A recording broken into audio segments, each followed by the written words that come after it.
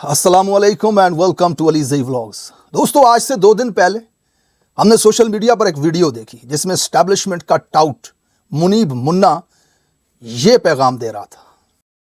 और इमरान खान साहब बार बार miss calculate कर रहे हैं।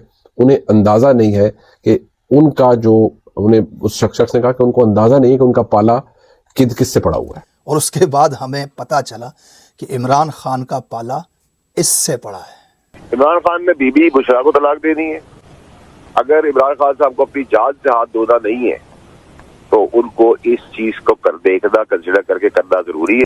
अब जनाब, इमरान खान का पाला जिससे पड़ा है, या तो वो कोई दलाल है जो उसकी बीवी की तलाक करवा के अपने घर की कोई खातून उसके मत्थे मारना चाहता है, या फिर इमरान खान का पाला किसी दाश्ता से पड़ा है जो उसकी तलाक करवा के खुद इमरान खान के गले पड़ना चाहती है। माजरत के साथ, इससे ज़्यादा मुअज़्ज़ब अल्फाज मेरे पास नहीं थे। मैंने बहुत सोचा कि इसके जवाब में कोई मुअज़्ज़ब अल्फाज इस्तेमाल कर सकूं, लेकिन ये कमीनगी, ये नीचपन, ये घटियापन, ये ताकत और रियासत किस मकाम, किस लेवल, किस गिरावट पे आज उतर आई है कि आज वो ये फैसले कर रही है कि किसने किसको तलाक देनी है, किसने किसके साथ शादी करनी है। ये रजीम चेंज, ये बंदों की खरीदो फरोख्त, ये कानून व आइन को बदल देना, इमरान खान पे गोलियां चला देना, 31 साल की कैद सुना देना, इस सब के पीछे ये मकासद थे इनके। रियासत ऐसे चल रही है, अवाम की फलाह व बहबूद, अवाम के लिए काम, अवाम का मफाद, इस सब के पीछे ये कहानी है, ये इनके मकासद है। ये मुल्क को चला रहे हैं, ये ताकतवर बैठे हुए हैं आपके ऊपर कब्जा करके, ये इनकी प्रायोरिटीज़ हैं, ये इनकी सोच है।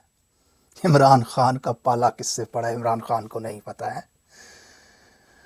इमरान खान जब अक़वाम मुत्तहिदा में खड़े होकर के कहता था ना, हमारे पास एटम बम है, कश्मीर का मसला हल करो, हमारे नबी की गुस्ताखी मत करो वरना इस एटम बम के जो कॉन्सिक्वेंसेस हैं वो बॉर्डर से बाहर भी जाएंगे, तो उसे पता था कि दुनिया की सबसे बड़ी ताकतें उसके सामने बैठी हुई हैं। जब वो टांग पे टांग रख के कहता था ना अमेरिका को कि मैं अपने मुल्क की फ़िज़ा इस्तेमाल नहीं करने दूंगा, मैं अपने मुल्क के अड्डे नहीं दूंगा, उससे पता था कि उसका पाला किससे पड़ा है। तेरी क्या हैसियत, तेरी क्या औकात। अब मैं अपने किसी दुश्मन पे कुत्ता छोड़ दूं तो वो कुत्ता कभी जाके ये नहीं कहेगा कि तुम्हें नहीं पता कि पाला किससे पड़ा है। ये बात मुझे करनी चाहिए, ये बात अमेरिका करे तो हम माने हैं। कुत्ते की क्या हैसियत है कि वो लोगों को जाके बोले कि उसको नहीं पता। उसका काम है काटना, उसका काम है भौंकना, उसका काम है मालिक के इशारे पे उठना, बैठना, उछलना, किलकिलियाँ करना, किसी पे हमला कर देना। तो ये कहानियाँ आकर के हमें मत कराओ। अल्लाह माफ़ करे, नऊज़ बिल्लाह। इमरान खान को अगर ये होता कि मेरा पाला खुदा से पड़ा है तो वो डर जाता। उसके अलावा वो दुनिया की किसी ताकत से डरने वाला नहीं है।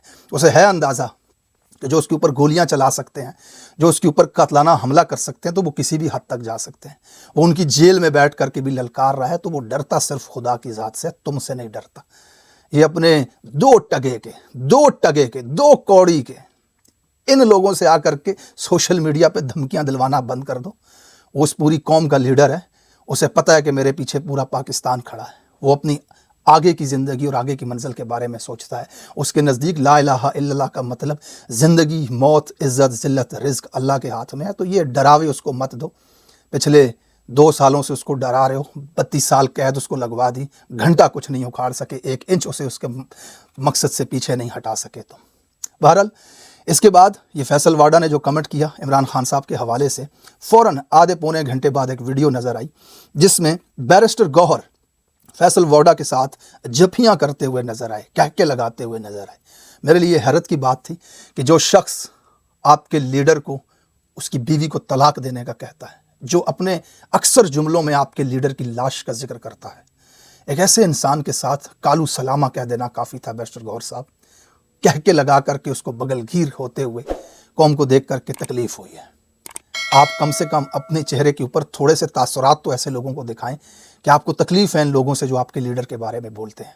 इस तरह की जो झपियाँ आप करवा रहे हैं, लोगों को अच्छा नहीं लगता, लोगों को बुरा लग रहा है। आप तहरीक इंसाफ के कायम मकाम चेयरमैन हैं, आप इमरान खान को जेल से बाहर निकालने की जिम्मेदारी पर मामूर हैं, तो आप उसके बदतरीन दुश्मनों के साथ ये जो झपियाँ कर रहे हैं ना, देखिए, अगर आप हमें आकर के ये बताएंगे कि सियासत में ये चीज़ नॉर्मल है, हमें सलाम करना पड़ता है, तो सलाम की हद तक रहें। हमने इमरान खान साहब को कभी नहीं देखा इस तरह के जफियाँ करता हुआ इन लोगों के साथ जिन्होंने इस मुल्क को लूटा, जिन्होंने इस आवाम के हकूक़ को गज़ब किया। تو آپ بھی کم سے کم تھوڑی سی رسپانسبلٹی ضرور دکھائیں کہ اپنے کسی نہ کسی عمل سے تو آپ لگیں ہمیں کہ آپ ملک کی سب سے بڑی جماعت، دنیا کی 8ویں سب سے بڑی سیاسی جماعت کے چیئرمین ہیں آپ۔ آج 15 دن گزر چکے ہیں اسلام آباد کے میسکر کے، قتل عام ہوا، 12 بندے زمین میں دفنا دیے گئے پاکستان تحریک انصاف کے پرچموں میں، اور 200 لوگ لاپتہ ہیں۔ یہ آپ کہہ رہے ہیں، یہ میں نہیں کہہ رہا، یہ آپ کہہ رہے ہیں بیرسٹر گوہر صاحب، آپ کی جماعت کہہ رہی ہے۔ اور 15 دن گزرنے کے باوجود آج کسی عدالت میں کوئی کیس نہیں لگایا آپ نے ان 12 شہید ہونے والوں اور 200 لاپتہ کے حقوق کے لیے، ان کے انصاف کے لیے۔ کہیں کسی تھانے میں آپ نے پرچہ نہیں دیا، آپ کے لیڈر نے آپ کو جیل سے پیغام بھیجا کہ آپ محسن نقوی اور وزیر اعظم کے اوپر، یہ جو 2 نمبر وزیر اعظم، جیلی وزیر اعظم مینڈیٹ پہ ڈاکہ ڈال کے بیٹھا ہوا ہے، ان کے اوپر پرچہ کرواؤ، لیکن آپ نے ان کے اوپر FIR نہیں کروائی۔ حیرت کی بات ہے پاکستانیوں، جب معاملہ ان کی جان پہ بن جائے تو یہ زرتاج گل صاحبہ 9 گھنٹے عدالت کے اندر بیٹھی رہیں، وہاں سے ہلی نہیں 9 گھنٹے تک۔ اسلام آباد سے جج دوڑ کے پہنچا، گاڑی کو 140 کی سپیڈ سے بھگاتا ہوا کہ میری عدالت میں ایک عورت بیٹھی رو رہی ہے، اور پھر اس نے آ کر کے ان کو ضمانت دی تو تب عدالت سے باہر نکلی۔ یہ مخصوص نشستوں کا کیس تھا، ریوڑ کھڑا تھا عدالتوں کے باہر ان خواتین کا اور ان پولیٹیکل لیڈروں کا، کیونکہ ان کو اس وقت سیٹیں چاہیے تھیں۔ یہ عدالتوں کے سامنے سے ہٹ نہیں رہے تھے، بنگلے ڈال رہے ہوتے تھے۔ یہ بلے کے نشان کا کیس تھا، 15 وکیل تحریک انصاف کے کھڑے تھے، تمام لیڈرشپ پیچھے بیٹھی ہوئی تھی صفوں میں کہ اب جج بلائے گا تو دلائل دوں گا، کیونکہ ان کو الیکشن لڑنا تھا اور بلے کے نشان پہ ان کو ووٹ پڑنے تھے، وہاں ان کا ذاتی مفاد تھا، تو وہاں یہ عدالتوں کے سامنے سے نہیں ہٹتے تھے۔ پوری رات 27 گھنٹے کی پروسیڈنگ لائیو ٹی وی کے اوپر چل رہی ہوتی تھی، اور آج 12 بندے شہید ہو گئے، عام پاکستانی جو میرے اور آپ کے حقوق کے لیے ڈی چوک میں آئے تھے، وہ MP MNA بننے نہیں آئے تھے، تحریک انصاف سے ٹکٹ لینے نہیں آئے تھے۔ اگر عمران خان رہا ہو جاتا، اگر مینڈیٹ واپس ہو جاتا، آئینی ترمیم ریورس ہو جاتی، تو صبح جا کے انہوں نے ریڑھی لگانی تھی، اپنی مزدوری پہ جانا تھا۔ وہ میرے اور آپ کے حقوق کے لیے، آپ کی تحریک کے لیے، آپ نے جو کال دی تھی اس کے لیے آ کر اپنی جانیں دے گئے، اور آپ ان کے اوپر FIR نہیں کروا سکے ان کو مارنے والوں پر۔ آپ ان کو کیا انصاف دیں گے؟ 200 لوگ لاپتہ ہیں، دنیا کا اتنا بڑا حادثہ، BBC سے لے کر کے CNN تک اور الجزیرہ تک ڈاکومنٹریاں بن رہی ہیں، لائیو گولیاں چلتی ہوئی دکھائیں۔ میرے جیسے ویلوگرز، والنٹیئرز لے کر کے آ کے YouTube پہ بٹھا کے لوگوں کے انٹرویو کر رہے ہیں، وہ کہتے ہیں ہمارے جسموں کے اندر گولیاں پڑی ہوئی ہیں۔ آپ ان کی FIR تک نہیں درج کروا سکتے۔ پتہ نہیں یہ رجیم آپ سے کیا چاہتی ہے، اور آپ کیوں ان کے آگے لگے ہوئے ہیں؟ کیا مفاد ہیں آپ کے ذاتی؟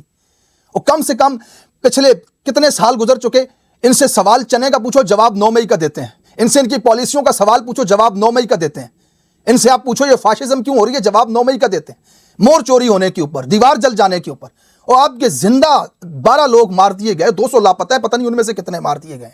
ملک کی سب سے بڑی سیاسی جماعت جب دل چاہے عوام کو لے کر کے ڈی چوک دوڑ جاتے، ان کے اوپر FIR تک نہیں کروا سکتے کہ کنہوں نے مار دیا ان بے گناہوں کو۔